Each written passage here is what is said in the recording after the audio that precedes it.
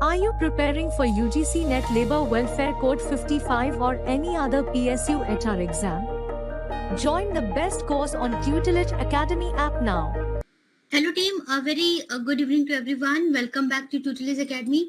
और आज हम लोग ये प्रीवियस ईयर क्वेश्चंस को सॉल्व करेंगे. तो ये सेकंड सेशन है इस सीरीज का, और फर्स्ट सेशन में हमने up to question number 20 solve कर लिया है, and 20 onwards we will be solving today. Yes, so we will be solving from question number 21 today.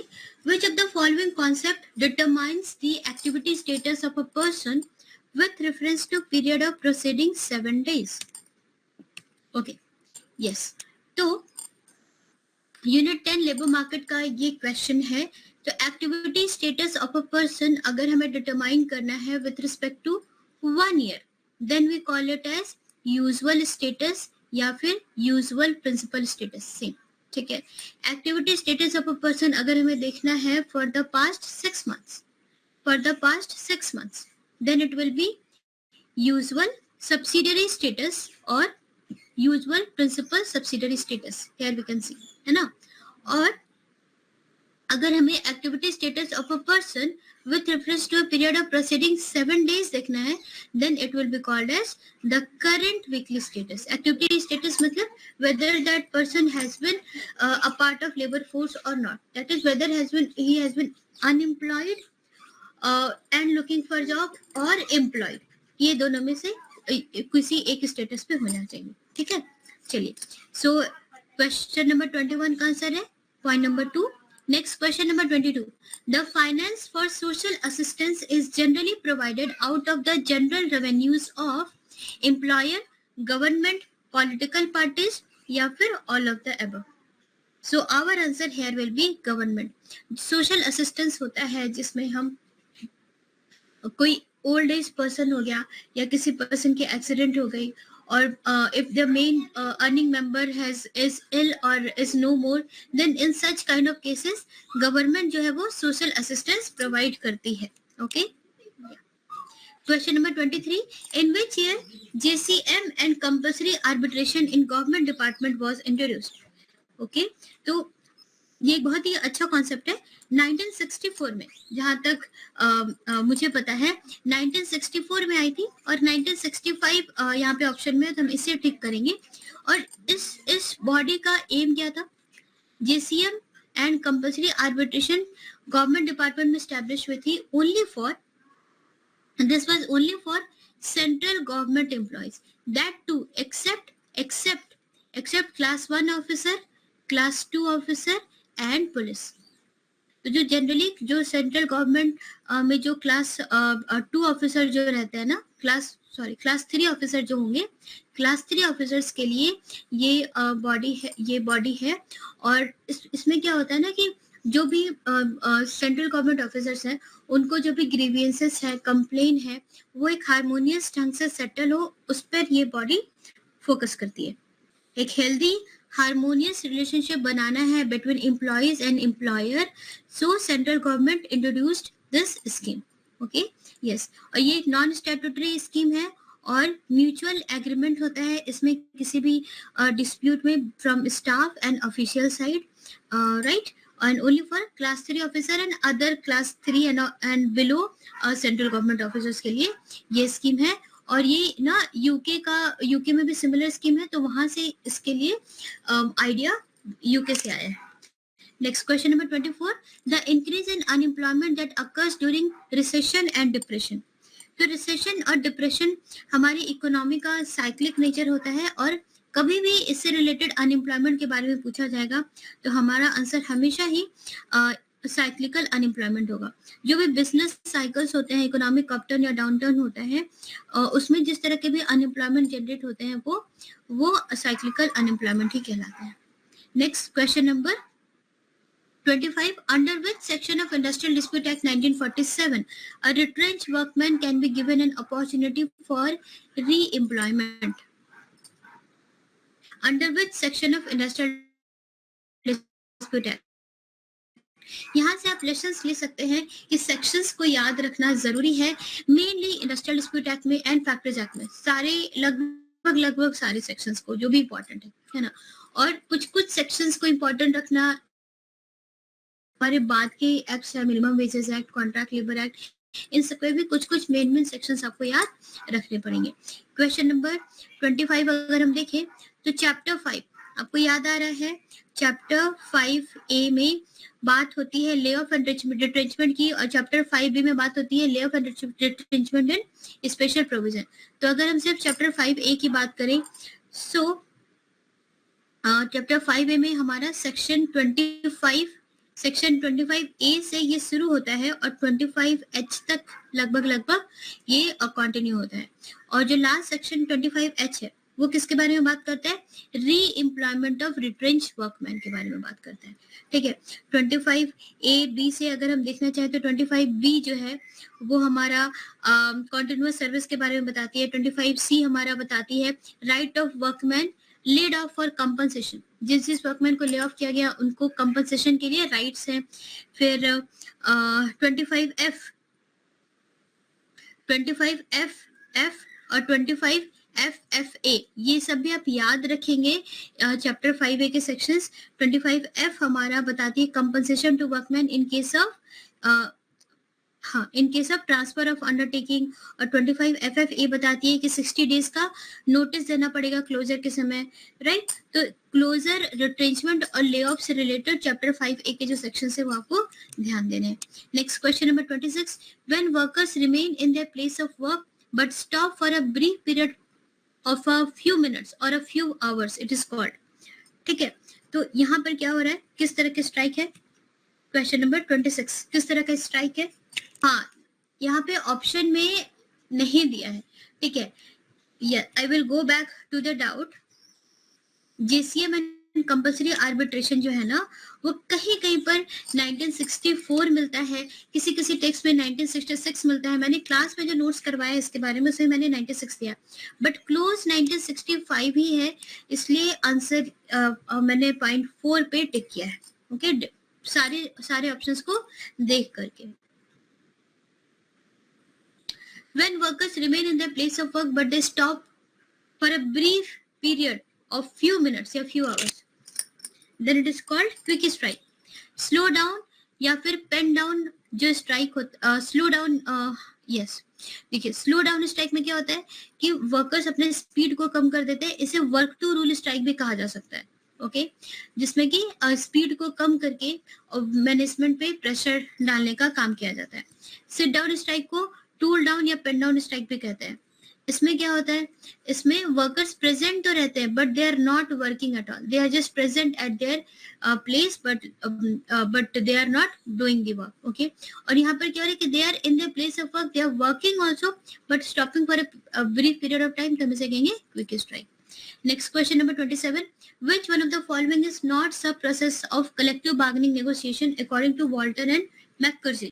Here our answer will be Walter and मैकर्जी ने 4 तरह के collective bargaining process के बारे में बताया है, distributive bargaining, integrative bargaining, intra organisational bargaining and attitudinal structuring. So concession bargaining हमारा नहीं होगा, इसकी जगह पे एटीट्यूडनल स्ट्रक्चरिंग होगा, and those 4 will be the negotiation technique in collective bargaining as per Walton and McCarthy. Next question number 28. Schedule employment referred to in section 12 of Payment of Bonus Act 1965 means the schedule employment stated in which of the following legislations? Payment of Bonus Act में जो schedule employment की बात होती है section 12 में, वो same है किस और legislation से? So this has the same meaning as per the minimum wages act 1948। इन दोनों का जो शेड्यूल एम्प्लॉयमेंट है ना वो दोनों सेम ही है। अगर हम मिनिमम वेजेस एक्ट की बात करें तो यहाँ पे सेक्शन 2G में शेड्यूल एम्प्लॉयमेंट का डेफिनेशन दिया हुआ है सेम एज दिस। ओके, चलिए next question number 29, what is the time limit for payment of wages in case of termination of employment of an employee as per the provision of payment of wages act? As per payment of wages act, अगर हमने किसी employ को terminate कर दिया है तो जो भी पेमेंट ऑफ वेजेस पेंडिंग है वो कितने दिनों तक हो जाना चाहिए? 29 का आंसर एनीबॉडी? क्वेश्चन नंबर 29 का आंसर क्या होगा? 2 दिन टाइम देते हैं ना, तो before the expiry of second working day from the day on which his employment is terminated, है ना. 2 months नहीं होगा, नेक्स्ट वेज पीरियड भी नहीं होगा, और ये भी ऑब्वियसली ये सब नहीं होगा before the expiry of second working day. Okay, yes,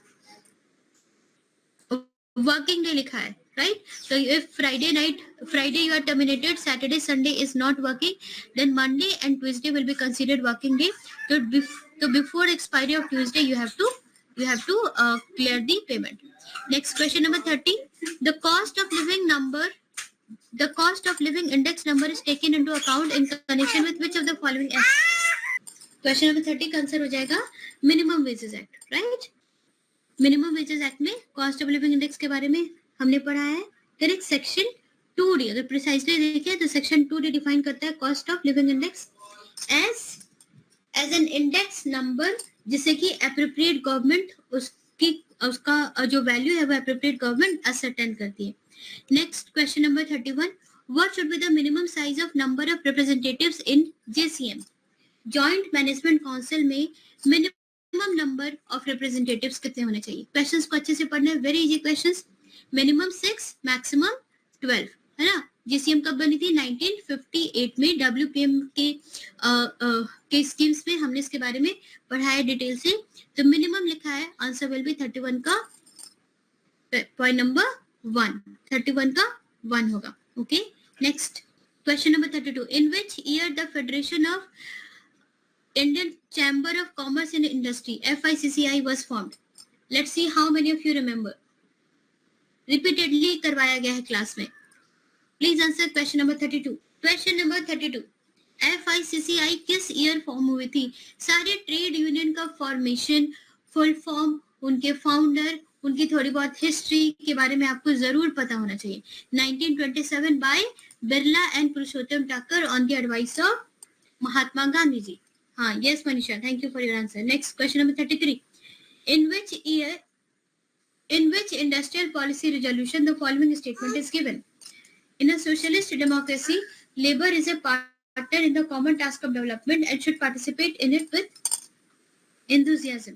देखिए, इंडस्ट्रियल पॉलिसी रिजोल्यूशन के बारे में अगर हम देखें तो 2 बार आई है.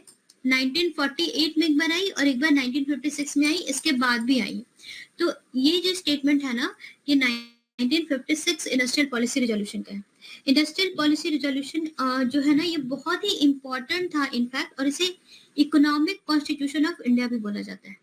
इकोनॉमिक कॉन्स्टिट्यूशन ऑफ इंडिया भी कहा जाता है, और the Bible of state capitalism भी कहा जाता है.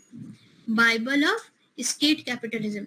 तो क्योंकि सेकेंड इंडस्ट्रियल पॉलिसी रिजोल्यूशन से क्वेश्चन है, फर्स्ट 1948 में थी, इसलिए इसे आप ये सब भी आप याद रख सकते हैं, इसके डिटेल्स. और इसमें क्या होता है ना, एक्चुअली 3 शेड्यूल आए थे. शेड्यूल ए में लिस्ट ऑफ इंडस्ट्रीज को डिवाइड किया गया था, जो कि कौन कौन सी लिस्ट कंट्री इंडस्ट्रीज होंगी जिसे स्टेट गवर्नमेंट देखेगा, और कौन सी इंडस्ट्रीज को सेंट्रल गवर्नमेंट देखेगा, है ना. तो जो माइंस, एटॉमिक, ये सारा सेंट्रल गवर्नमेंट देखेगी. फिर शेड्यूल बी में लिखा हुआ था कि कौन कौन सी इंडस्ट्रीज प्राइवेट सेक्टर के अंडर होंगी और कौन कौन सी इंडस्ट्रीज पब्लिक सेक्टर के अंडर होंगी, और बाकी इसके अलावा जो भी इंडस्ट्रीज बचती है वो शेड्यूल सी में होंगी, जो कि प्राइवेट इंडस्ट्रीज उस पर डिसीजंस ले सकती हैं. तो like that. So this briefly industrial policy resolution में इतने सारे डिस्कशंस हुए थे. Next question number 34. Which approach suggests that there is no best way to handle any of the management problem and there is no best organizational structure to suit all situations? Very easy. Answer will be question number 2, contingency approach. Next, question number 35. Control involves evaluation of input and taking measures before a particular sequence of operation is completed is called. So we are taking the necessary steps of control before a particular sequence of operation is completed. Before. So that we will call as feed forward control. Feed forward control. Next, question number 36. Who suggested a comprehensive social system approach to management? Question number 36. नहीं बन रहे questions, मतलब कि कहीं ना कहीं revision करने की जरूरत है, ठीक से और पढ़ाई करने की जरूरत है, क्योंकि ये सारे क्वेश्चंस डिस्कस किए गए हैं, not in exact form but कहीं ना कहीं बताया गया है आपको। Question number 36, some of the questions exactly ऐसे ही क्लास में करवाए गए हैं और कुछ क्वेश्चंस के कुछ डिटेल्स बताए गए हैं आपको, जिससे भी आंसर आपको पता चल जाएगा। Who suggested a comprehensive social system approach to management? Social system approach 36 का नहीं, Chester Barnard. Social system approach के बारे में चेस्टर बर्नार्ड का नाम आता है ना, कॉम्प्रिहेंसिव सोशल सिस्टम अप्रोच के बारे में। इसके पहले के सेशन में मैंने बताया कि विल्फ्रेड पैरेटो जिन्होंने 80-20 रूल दिया, उनका भी कंट्रीब्यूशन है सोशल सिस्टम अप्रोच में। पर अगर ये टर्म देखिए, ये अब पैरेटो जी का नाम नहीं है ऑप्शन में, और कॉम्प्रिहेंसिव सोशल सिस्टम अगर बोला जाएगा, this term is related to Chester Barnard. Informal organisation, comprehensive social system, zone of indifference, organisation equilibrium, ये सारा कॉन्सेप्ट चेस्टर बर्नार्ड जी ने दिया है। Next question number 37, Taylor advocated functional foremanship to introduce standardisation, specialisation, work study या फिर motion study? Functional foremanship को Taylor ने introduce किया था, एडवोकेट किया था। Why? For which of the work? Standardisation के लिए, स्पेशलाइजेशन के लिए, वर्क स्टडी के लिए या फिर मोशन स्टडी के लिए? Specialisation, yes. यहाँ पे बताया जाता है कि 8 स्पेशलिस्ट फोरमैन को अपॉइंट किया जाएगा। तो स्पेशलिस्ट फोरमैन को अपॉइंट किया जाएगा for to introduce specialisation in each and every aspect of the job. Next question number 38. The belief that conflict is a natural and inevitable outcome in any group is associated with which of the following? Human relation view, traditional view, interactionist view या फिर modernistic view? इसका answer हो जाएगा point number 1, human relation view. Human relation view बताते हैं कि conflict बिल्कुल natural है ना।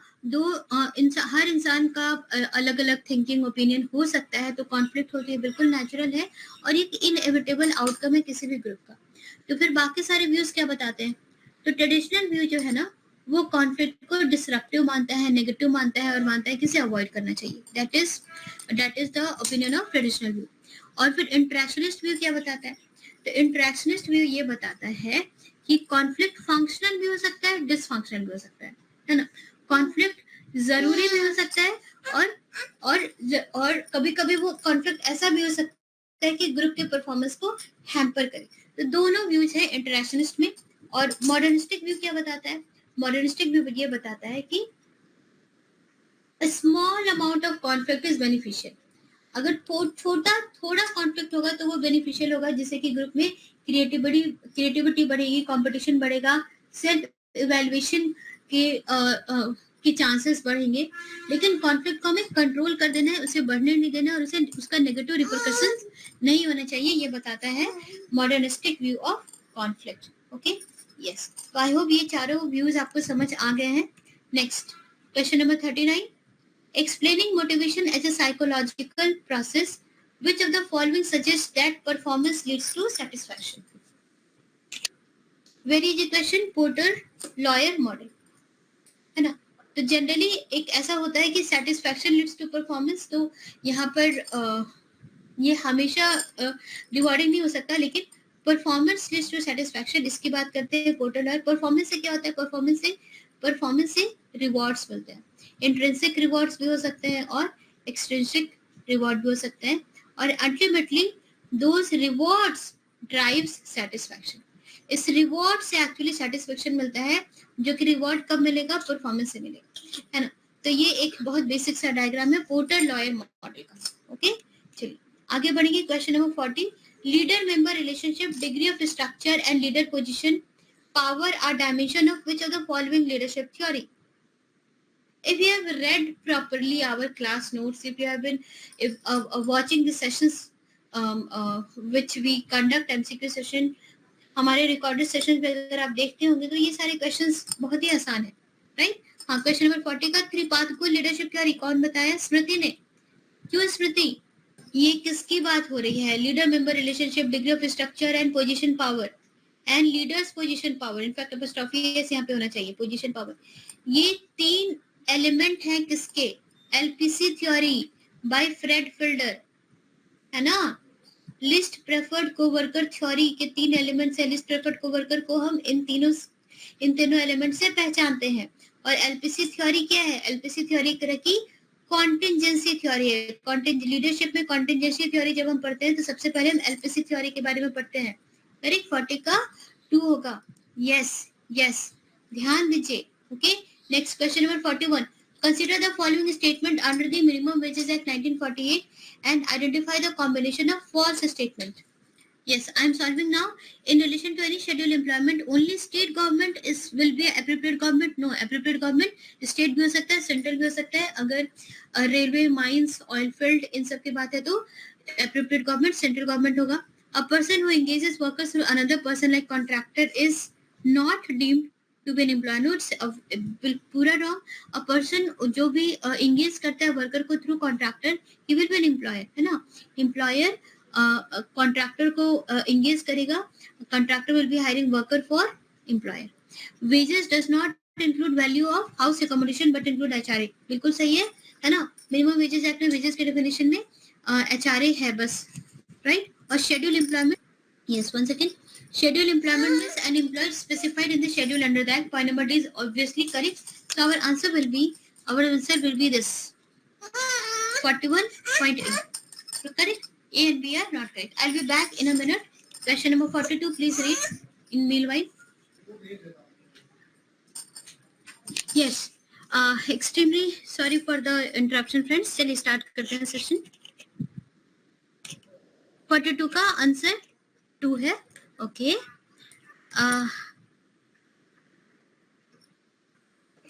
Main objective of performance appraisal. Okay.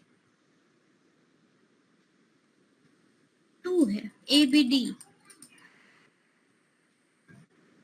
Improving the job performance and identify potentiality of employees. Okay. To identify the needs and areas for further training of employees. To promote grievances among the employees. C नहीं होगा ना? C नहीं होगा. Main objective of performance appraisal क्या है? Grievance को promote करना. ये तो definitely नहीं होगा. And these two are okay to make the compensation plan move rationally linked with performance. Yes, so our answer will be A, B and D, which is there in option 2. Okay, yeah. 42 का 2. Okay, right, very good. Next, simple सा question था ये. Question number 43. Consider the statement in connection with the deduction which may be made from wages under the provision of Payment of Wages Act 1936. ठीक है, payment of wages act में deduction की बात होती है. हर एक्ट की कुछ यूएसपी है, मैंने बताया है. तो जो भी डिडक्शन है, ऑथराइज्ड डिडक्शंस की बात पेमेंट ऑफ वेजेस एक्ट में होती है. किसमें? सेक्शन जो आपके माइंड में आ रहा है कौन सा सेक्शन है? सेक्शन 7 है ना. हर एक्ट के कुछ सेक्शंस हैं जो एक्चुअली इंपॉर्टेंट है और वो और जो डिफरेंट है किसी एक्ट में ना, वो उस वहां से आपको सेक्शंस को याद रखना है. डिडक्शन सेक्शन 7 में है. तो यहाँ पर कुछ 17 और 18 टाइप ऑफ डिडक्शंस की बात की जाती है जो कि ऑथराइज्ड है ना. वो डिडक्शन किए जा सकते हैं. उसके अलावा अगर कोई डिडक्शन हो रहा है तो वो अनऑथराइज्ड होगा, राइट? तो यहाँ पर will see deduction for absence of duty is okay, it can be done. Deduction for house accommodation, this can be done, this is authorized. Deduction for payment to cooperative societies, yes, this is also authorized. But deduction for payment to the employee welfare fund, अगर वो आप list में देखेंगे ना तो employee welfare fund नहीं है, prime minister relief fund है. ठीक है, तो आवर आंसर देखिए, ये सारे ऑथराइज्ड है, ये पढ़ के भी समझ में आ रहा है ना. ये सारे ऑथराइज्ड है, पढ़ के भी समझ में आ रहा है. कोऑपरेटिव सोसाइटीज ये सब डिडक्शन होगा. Prime minister national relief fund का भी डिडक्शन होगा. But just go through that list 1 of section 7 कि payment for employee welfare fund ये ऑथराइज्ड डिडक्शन नहीं है, इसलिए हमारा आंसर हो जाएगा A, B, C and E. Okay, चलिए आगे बढ़ते हैं. Next, consider the statement in connection with any dispute to the amount of gratuity payable to an employee under Payment of Gratuity Act 1972. Payment of Gratuity Act 1972, mind को switch कीजिए from Payment of Bonus Act to Payment of Gratuity Act. Just remember what were the things there, okay? और वहां पर फिर उससे related dispute के बारे में पढ़ते हैं. Point number A. If the amount of gratuity payable by employer is not paid by the employer within the specified period, okay, where there is dispute with regard to determination of payment of gratuity, employer ने अभी तक gratuity pay नहीं की है और dispute है regarding determination of payment of gratuity, okay, the employer or employee raising the dispute may make application to the controlling authority for deciding the dispute. बिल्कुल सही है ना, है ना. हम एप्लीकेशन किसके पास लेकर जाते हैं? कंट्रोलिंग अथॉरिटी के पास. इस एक्ट में यूएसपी क्या है? Controlling authority. Okay, right? The controlling authority is required to conduct an inquiry without giving a reasonable opportunity of being heard to determine the matter under dispute. No, no, no, no, no. Controlling authority क्या करता है? Inquiry conduct कभी नहीं करता है. Controlling authority वो देखता है कि कैलकुलेट करता है, देखता है कि कितना ग्रेचुटी बाकी है, उस हिसाब से वो एम्प्लॉयर को नोटिस भेजता है फॉर पेमेंट ऑफ ग्रेचुटी. अगर एक्चुअली में कैलकुलेशन ऐसा है ग्रेचुटी का कि एम्प्लॉयर को ग्रेचुटी पे करना है, तो कंट्रोलिंग अथॉरिटी एम्प्लॉयर को नोटिस भेजता है. अदरवाइज एम्प्लॉय को ही समझाता है कि payment of gratuity is okay, employer need not पे, राइट. तो यहाँ पे इंक्वायरी तो ये बिल्कुल भी नहीं कंडक्ट करता है. तो shall direct the employer to pay such amount as reduced by the amount already deposited by the employer, है ना. तो कैलकुलेशन चेक करके कंट्रोलिंग अथॉरिटी एम्प्लॉयर को पे करने के लिए बोलता है, दिस इज करेक्ट. और तब भी अगर एम्प्लॉयर पे नहीं करता है तो ये कलेक्टर को बोलता है. कंट्रोलिंग अथॉरिटी कलेक्टर के पास नोटिस भेजता है. The controlling authority shall pay the amount deposited during the excess amount deposited by the employer to the persons entitled to. Okay, so यहाँ पे हमारा आंसर हो जाएगा. There are 4 option. Point number C will not be there. C तो यहाँ इन तीनों में है, तो ये तीनों नहीं होगा. ए बी डी ई हमारा आंसर हो जाएगा. This are all correct. हाँ, जो भी अमाउंट डिपॉजिट किया होगा एम्प्लॉयर, वो अकॉर्डिंगली चेक करके कंट्रोलिंग अथॉरिटी पे कर देगा एम्प्लॉय को. तो A B D and E is fine. Yes, 44 का 1. Very good. Next question number 45. Consider the following statement in connection with state welfare board. State welfare board है किस act में? BOCW act 1996. तो BOCW act में state welfare board की भी बात की जाती है. मैंने आपको बताया था ये एक्ट काफी बड़ा है, similar two factors act, but हमने कुछ पार्ट इस एक्ट के पढ़े थे क्योंकि सारा नहीं था सिलेबस में. बट इसमें चलिए हम देखेंगे स्टेट वेलफेयर बोर्ड के बारे में. तो स्टेट वेलफेयर बोर्ड जो है ना, वो चैप्टर 5 में है. इसके चैप्टर 5 में है और सेक्शन 18. ओके, सो यहाँ पर देखिए क्या हो रहा है. The state building and other construction work and welfare board. ये जो बोर्ड है ना, ये बोर्ड एक बॉडी कॉर्पोरेट है having perpetual succession. This is absolutely true. The board shall consist of a chairperson to be nominated by state government. नहीं भाई, ये जो बोर्ड है ना, इसके जो चेयरपर्सन होंगे वो सेंट्रल गवर्नमेंट ही अपॉइंट करे, ऐसा नहीं है. इसे सेंट्रल गवर्नमेंट अपॉइंट करेगी. स्टेट गवर्नमेंट अपॉइंट नहीं करेगी, सेंट्रल गवर्नमेंट अपॉइंट करेगी. और ये बॉडी कॉर्पोरेट है तो इसका प्रॉपर सील भी होगा, है ना, सक्सेशन होगा, एक कॉमन सील होगा. और it can be sued and it can also sue someone. ये जो बोर्ड है वो not exceeding 15 members may be appointed by state government as the members of the board. Yes, the board shall include an equal number of members representing the state government, employers and building workers. ये भी सही है. At least one of the board shall be a woman. At least one member of the board shall be a woman. That is also correct. Point number B is not correct. यहाँ पे point number B इसमें है, बस 3 में नहीं है, इसमें भी है. So our answer will be A, C, D and D. Okay, so we will just remember state welfare board जो कि BOCW एक्ट के अंदर है, वो एक बॉडी कॉर्पोरेट है, परपेचुअल सक्सेशन है, उसका एक कॉमन सील होगा. उसके जो बोर्ड होंगे, जिसका जो चेयरपर्सन होगा उसको सेंट्रल गवर्नमेंट ही अपॉइंट करेगा. Not exceeding 15 members will be appointed by state government. The board shall include an equal number of members. State government से, employer से और worker से, 3 जगह से ट्राइपार्टाइट बॉडी होगी ये, और 3 जगह से equal numbers of workers रहेंगे, और एक member compulsory will be a women. Okay, we will remember it. Next question. Question number 46. Name 3 important reasons in the role of selection for organization effectiveness. Selection का importance for organizational effectiveness. Just we have to read and we have to tell the correct answer. Work performance and willingness to work. Okay, right. Next, skilled employees in organization. Yes. तो selection हमें किस लिए करना है? ताकि work performance अच्छा हो. Skilled employees organisation में cost incurred in recruiting and hiring personal, involvement of representatives of union. Trade union का सिलेक्शन में कोई भी ऐसा रिलेशन नहीं है अनलेस एंड अनटिल ऐसा लिखा है कि क्लोज्ड शॉप है. तो क्लोज्ड शॉप नहीं है तो involvement of representatives of union तो बिल्कुल भी नहीं होगा. तो point number C will not be our answer. Point number D नहीं होगा. डी इसमें भी है, डी इसमें भी है, डी इसमें भी है. एलिमिनेट यहीं से हो गया. और ए बी सी हमें तीनों ही ठीक ठाक सही आंसर्स लग रहे हैं, तो आंसर ए बी सी हो जाएगा. Next question number 47. Which among the following are theories of labor welfare? Okay, theories of labor welfare क्या क्या है? तो ये नहीं है, ये नहीं है. ट्रस्टीशिप थ्योरी है, थ्योरी ऑफ एफिशिएंसी है. Very easy question. Theory of responsibility नहीं है. थ्योरी ऑफ एफिशिएंसी को हम फंक्शनल थ्योरी भी कहते हैं. तो C and D only will be our answer. C and D option में है. C and D. Theory of efficiency B and C है. सी के साथ तो बस बी एंड सी है, but I believe C and D होना चाहिए. थ्योरी ऑफ एफिशिएंसी भी है और फिलैंथ्रोपिक थ्योरी भी हो सकती है. कि लेबर वेलफेयर हम क्यों कर रहे हैं?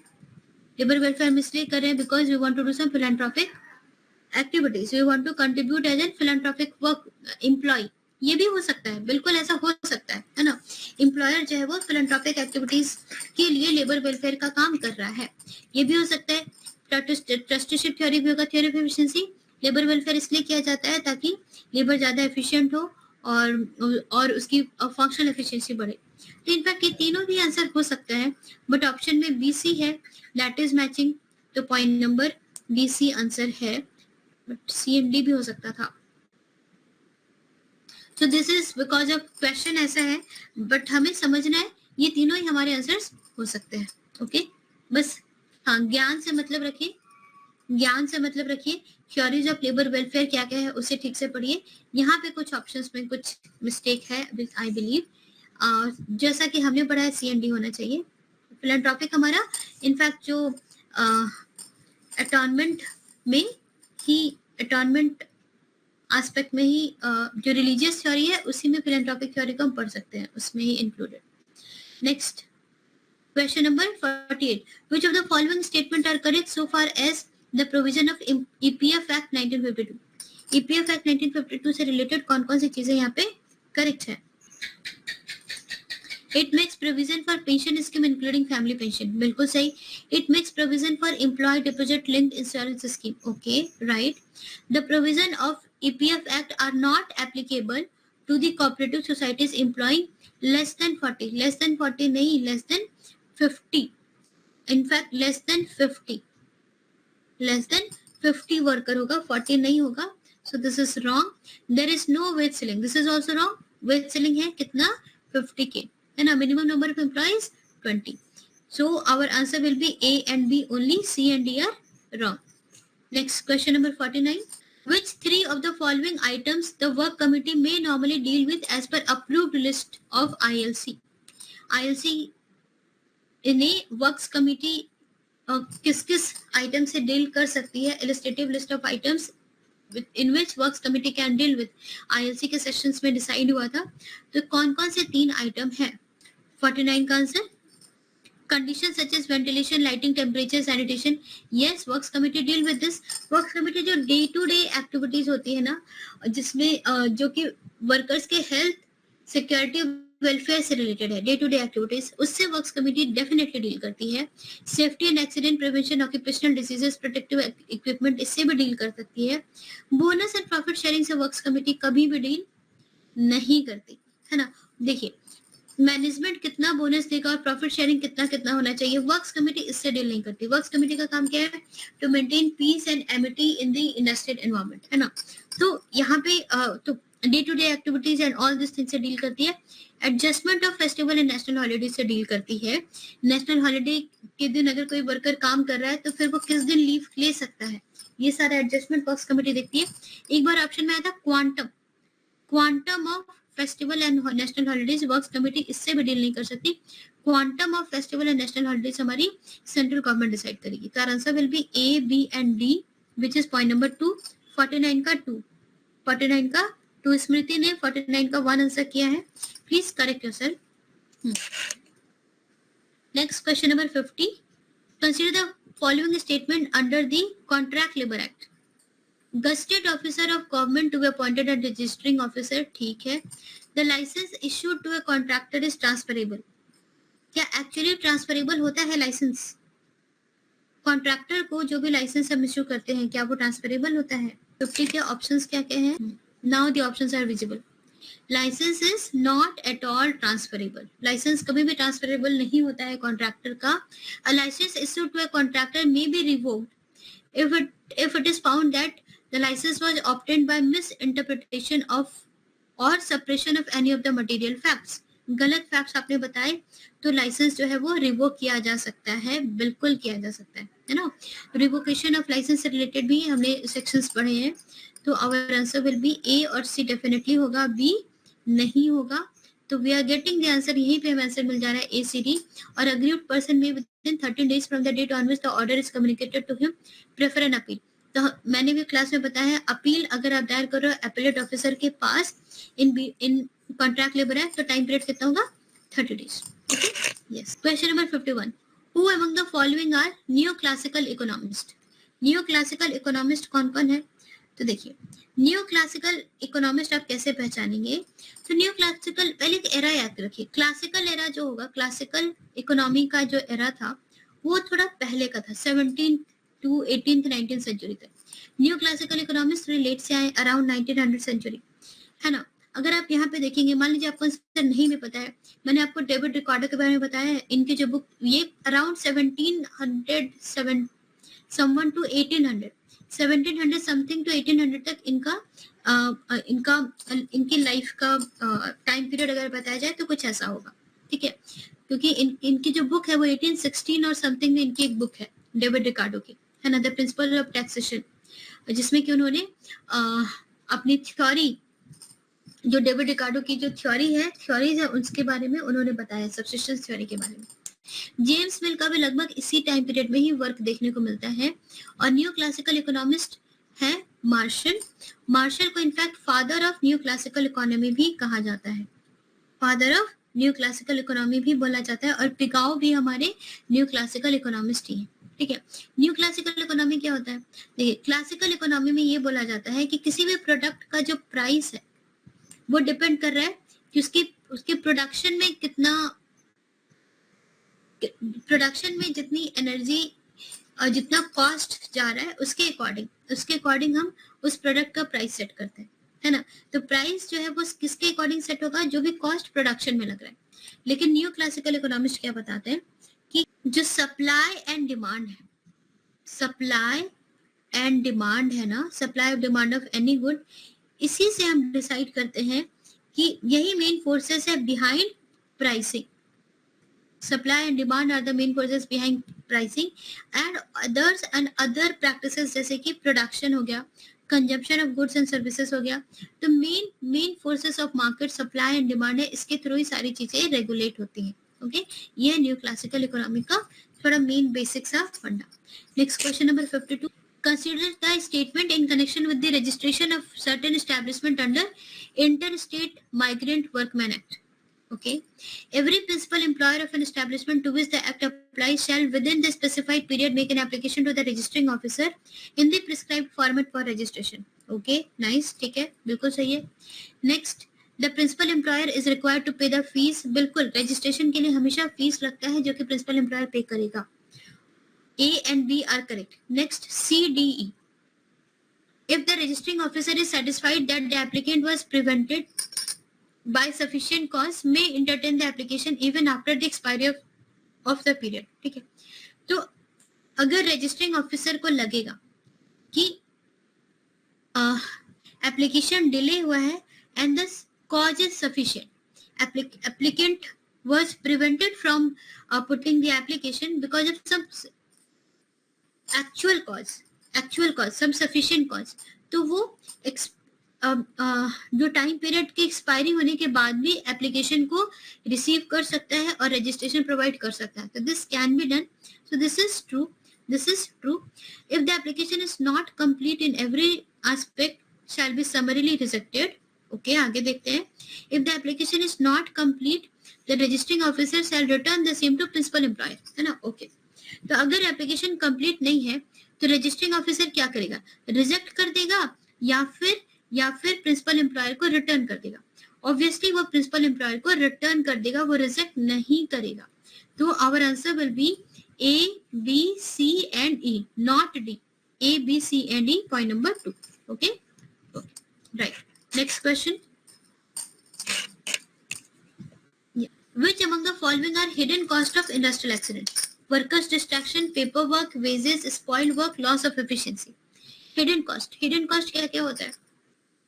अगर आपके वर्कर्स का विलिंगनेस टू वर्क डिक्रीज हो गया है, वर्कर्स डिस्ट्रैक्ट हो रहे हैं, yes that is an hidden cost. Okay. और स्पॉइल्ड वर्क हिडन कॉस्ट नहीं है क्योंकि वो हमें नजर आ रहा है, ये हिडन नहीं है. This can be calculated, this can be seen. Loss of efficiency due to breakup of crew. अब सारे वर्कर्स जो है वो ठीक से काम नहीं कर रहे हैं तो उनकी एफिशिएंसी भी in fact can be seen, can be measured that they were present for 8 hours, now they are present for let's say 4 hours. तो वहां से भी loss of efficiency can be seen, it's not hidden. But workers distraction hidden cost है. Paper work में कितने पैसे जा रहे हैं कितने नहीं, this is not, in fact this is ignored. तो ये भी एक तरह का हिडन कॉस्ट भी हम कंसीडर कर सकते हैं. वेजेस भी जो है, वेजेस भी hidden cost of industrial accident बताया गया है. तो ए बी सी ये तीनों ही हमारे आंसर हो जाएंगे point number 1. Okay. Industrial accident में ये सारे पेपर वर्क और वेजेस जो होते हैं वो भी हिडन कॉस्ट है क्योंकि वर्कर्स का अगर एक्सीडेंट हो गया in that time period also you are paying the wages और that is not taken into account कि वो वर्कर काम नहीं कर रहा है एंड वेजेस उसके पास उसे पे करने पड़ रहे हैं. तो these three are hidden cost of industrial accidents. Question number 54. Which among the following are determinants for the demand of labour? Which among the following are the determinants of the demand for labor? Demand for labor के determinants कौन-कौन हैं? आपकी एक industry है XYZ, वहां पे demand for labour आप कैसे डिसाइड करोगे? प्रोडक्टिविटी ऑफ एग्जिस्टिंग वर्कर से, राइट? वेज रेट से सप्लाई डिसाइड होगा. वेज अगर आप किसी काम का 100 रखते हो for the same work, if you keep the wage as 200 तो यहाँ सप्लाई कम होगा, यहाँ पे सप्लाई ज्यादा होगा. Productivity, yes, demand for labour, इससे आपको पता चलेगा एक वर्कर की प्रोडक्टिविटी कितना है, आपको कितना प्रोडक्शन चाहिए, उसके अकॉर्डिंग आप डिमांड डिसाइड करोगे. Non wage aspect of the job, इससे डिमांड फॉर लेबर डिटरमाइन नहीं होता है. प्राइसेस ऑफ अदर इनपुट, इससे भी डिसाइड होगा डिमांड फॉर लेबर. तो point number B and D will be our answer, point number 4. चलिए last question of the day, question number 55. Rest questions we will be solving in third session. Identify the 4 emerged dimensions that differentiate national culture in terms of their managerial ideologies from the study conducted by Laurent. तो Laurent ने जो organisation पे study की थी उसने organisation को 4 तरीके से बताया था. Organisation as political system, organisation as social system, organization as role formalization system, organization as hierarchical relationship system, not authority system. तो मैनेजरियल आइडियोलॉजीज ये 4 हो सकती हैं जो कि हमें अलग अलग नेशंस के कल्चर्स में, इन 4 आइडियोलॉजीज के थ्रू हम अलग अलग नेशन का कल्चर डिफरेंशिएट कर सकते हैं. A, B, D and E. Okay, yes, so our answer will be point number 4, A, B, D. चलिए, so 56 onwards we will be solving in next session. And yes, thank you all for your time. Are you preparing for UGC Net Labor Welfare Code 55 or any other PSU HR exam? Comment कीजिए, I will be Join the best clearing course your on doubts. Tutelage Thank you Academy all. app now.